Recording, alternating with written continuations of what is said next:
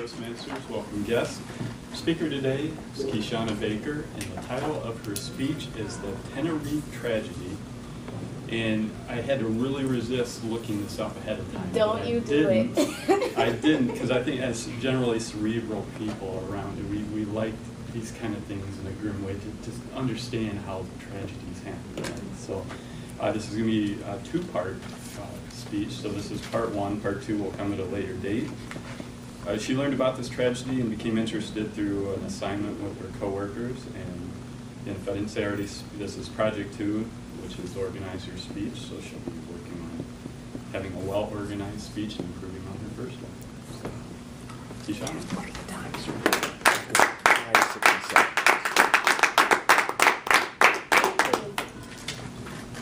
When I lay things out for you. And I have some visual aids for you guys, so I'll start passing them around.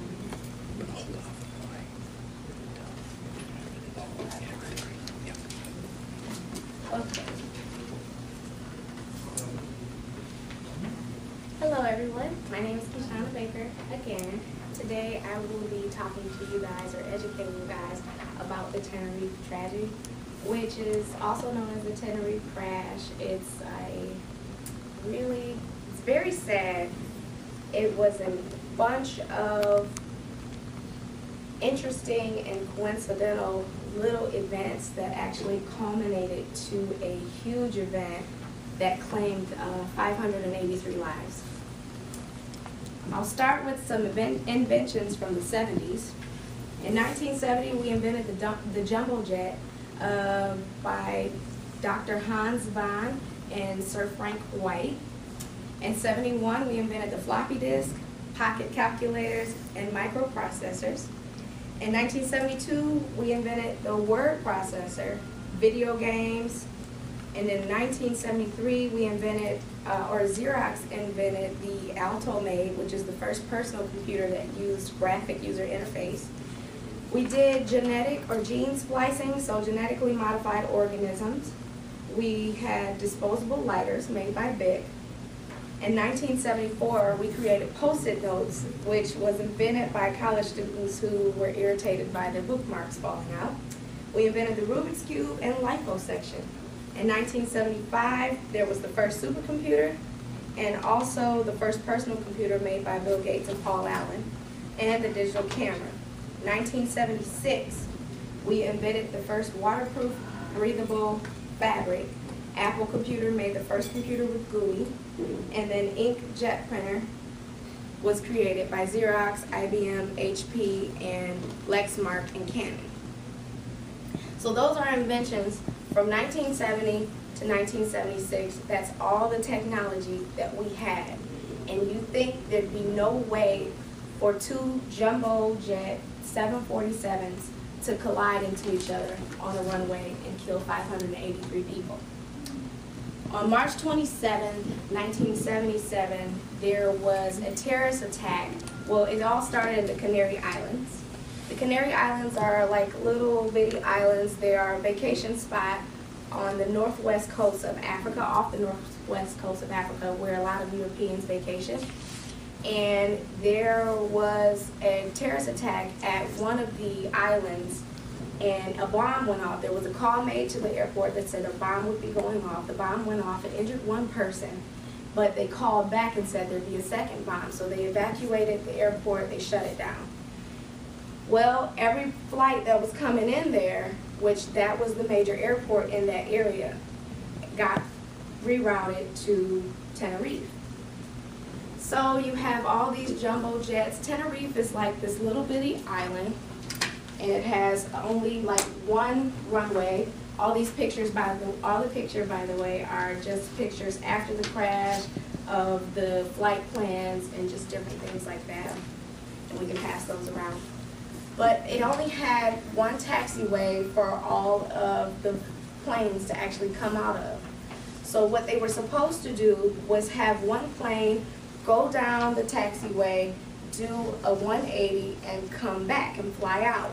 The other plane behind it was supposed to come down, make a left turn, and actually go kind of about where all the planes were lined up to the building, and then come out and go. Well, there were a couple issues with that. One would be the human error with it. One of the planes was the Pan Am and the other one was KLM. Well, Pan Am thought that they were supposed to, they didn't know that they were supposed to turn at C Charlie 1 for the taxiway to come around. So they actually passed C1, they passed C2, they also passed C3 when they were told to turn on C3. So they were on the taxiway way too long.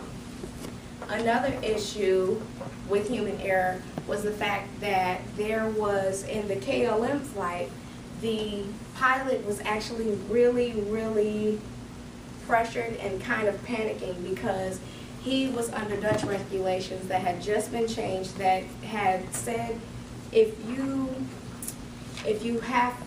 fly and your duty time is way more than a certain amount and your rest time isn't a certain amount, kind of like we do in storms, where you have to have 16 hours on the clock and you have to have 8 hours off the clock.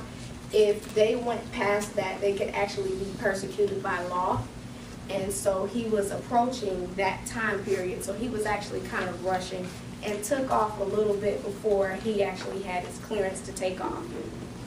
Also involved with that was the fact that, like, we have stopped the job to kind of help us stop, and they tell you it doesn't matter how old you are or how long you've been working here. If you see something that's wrong, go ahead and say something. Well, the pilot was actually the poster boy for the airline. He was in charge of their safety committee, and he was actually a part of their flight training. So his co-pilot was actually somebody that only had 50 hours of flying, and he had just trained that person. So he was a little hesitant to speak up and say, hey, we didn't receive clearance before he took off. A couple other things that came involved with the crash was the equipment error, which is why I was telling you guys about the technology that we had at that time. So we had no radar at that time. So tower control could only see on the ground what they could see with binoculars. Also, they had radio transmissions, which if two people tried to talk at the same time, it'd give you this really loud screeching noise, and you wouldn't be able to hear what the other person said. And so when Pan Am was saying, hey, we're still on the runway, we're not clear, that was when tower control was saying, hey, wait, that wasn't your clearance, at about the same time that they were saying we're taking off. So nobody heard the warnings, all of the warnings went unheard, and they just took off. They were actually doing 160 miles per hour when they hit the other plane. And then for the natural conditions that happen as a third kind of cause to this situation, if you know, kind of like in the South or in Louisiana, they say that it'll rain, and then because it's so hot, it'll dry up and you won't even know that it rained. Well, Tenerife Island is actually known to have fog enshrouded really quickly out of the blue, out of nowhere, and that's kind of what caused them not to be able to see what they were doing, or that they were quickly approaching another plane. They couldn't see down the runway to tell that he was there. In conclusion, I'd like to say that we promote safety here at Work, Home, and Play, and I would like you guys to take away from this that if you notice, there were a bunch of little events that was happening or culminating into one huge event. On KLM, they had 248 passengers and crew, and none of them survived the crash. And then on the other flight, there were 380 passengers and crew, and only 70 of them survived the crash, and only 54 of them survived their accident, or survived their injuries. So if you do see situations that it's just little events that it seem like they're building up to something, stop and refocus yourself and then those around you, so that you don't have an accident kind of like this, or even a fatality at all. Thank you.